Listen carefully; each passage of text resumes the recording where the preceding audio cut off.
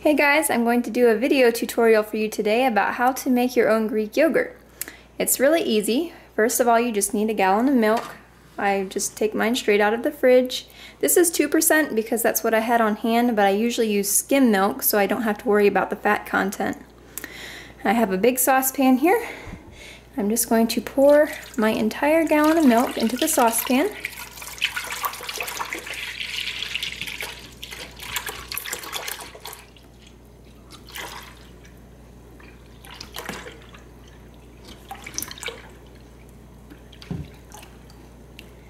And turn the burner on medium. And it's important to bring your milk to a boil slowly, that way your end result won't be slimy.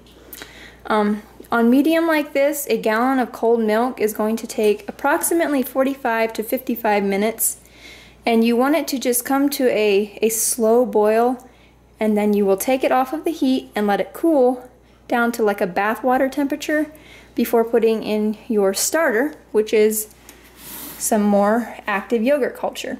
And usually I use about a heaping third cup of my previous batch of Greek yogurt, but we ate that all, and so I have some store-bought Greek yogurt here. You could also just use regular yogurt, but yeah, for about a gallon of milk I use a heaping third cup of live culture. And I want to go ahead and set that out. I'm going to just fill my measuring cup and put it on a plate. That way the culture can warm up to room temperature. So just bring your milk to a slow boil. I usually set the timer for about 45 minutes. That way I know when it's going to be coming to a boil, because if I don't do that, it tends to run over because I forget about it. Alright, as you can see, my milk is kind of bubbling, just slowly, so it's ready to come off the burner now. So I will turn off the heat and put it over here on my hot pad. You can see my Greek yogurt there that is warming up to room temperature. And I will let the yogurt set out for an hour to cool down to like a bath water temperature. You don't want the milk to be too hot because it will kill the active cultures in the Greek yogurt that you'll be stirring into it. Alright, so my yogurt is off of the stove now, and it will just cool down here for an hour. I thought I should mention that it is now about 9:50 p.m. I usually do this before I go to bed. That way I can put it in the oven all night. You can just let it set in your oven for about 6 hours during the day, but that gets kind of unhandy because you have to work around it. So I found that if I just let it in the oven overnight, it's perfect by morning.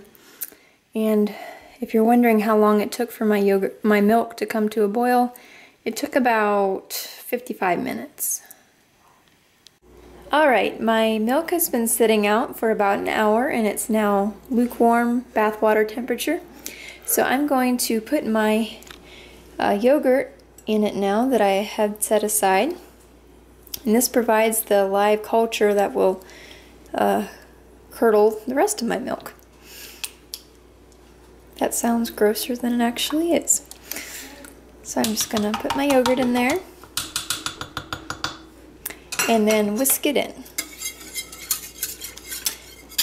There's not an exact science to this, just whisk it in there and you'll have a milk scum on the top, which is fine. You can either take it off or leave it in, it doesn't matter. And then I'm going to cover this with a lid and set it in my oven with the light on. Alright, my yogurt is in the oven now, and the light is on, and I'll leave it in there all night. It needs at least about 5 or 6 hours, and longer doesn't hurt. Alright guys, it's the next morning, and here I have my pot of yogurt. You can see how it's kind of come together into one big curd. Anyway, I have a strainer here, and I have a pretty big piece of cloth. And it's finer than cheesecloth, but it still has a lot of breathability.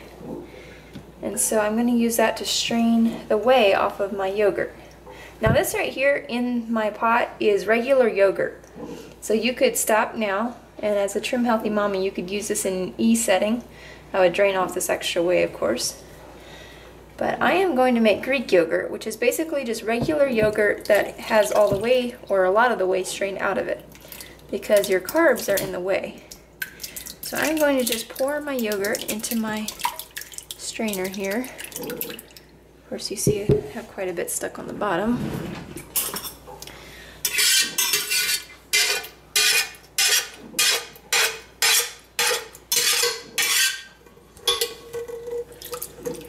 I would suggest doing this in a sink because it can get kind of messy.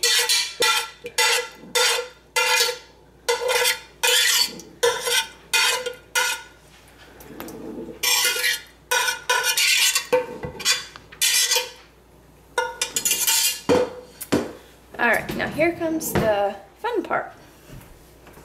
Take a wooden spoon and you want to lay it across your yogurt here. You pick up your opposite ends of your cloth and knot them over the spoon like this, pretty tight. And then you do the same thing with your other ends.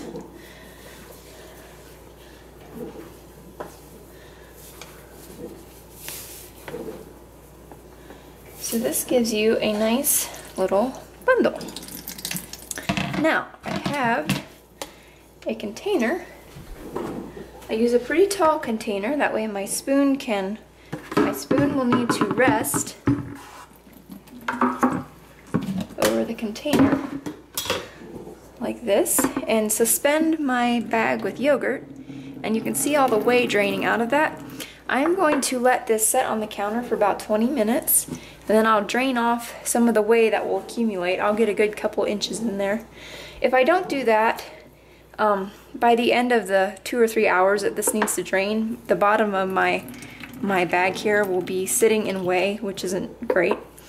So 20 minutes on the counter, I'll drain the extra whey off, and then I'm going to put this in the fridge to drain for another 2 hours or so, depending how thick you like it. Remember, the more whey that drains off, the fewer carbs you have.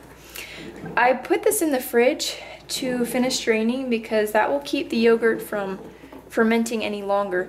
If you let it set out too long at room temperature, your yogurt will get more of a tang to it. So I like to put this in the fridge for the bulk of the straining time. So on the counter for 20 minutes, I'll drain some extra whey off and then put it in the fridge for another 2 hours to drain. Here you can see my Greek yogurt that has been draining for about 2.5 hours. I poured the whey off of it once, and now there's about an inch in there. Sometimes that amount can vary, it can be more or less. But the important thing is to see what consistency the Greek yogurt actually is. So now you can just take it out, unwrap it.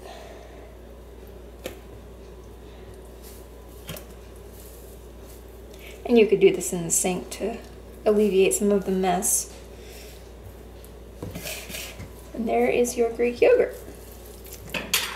And if you let it drain longer than this, you might end up with something like cream cheese consistency. If it gets too thick, you can always add a little water to it and stir it up. But I just fill a container with it. And usually it almost fills one of these Sam's Club cottage cheese containers. And this generally lasts us not quite a week, but we have 3 people in the house eating it, although I don't eat a whole lot of it. My mom loves this for breakfast with fruit or berries and a piece of my homemade bread, which you can find the recipe on my blog.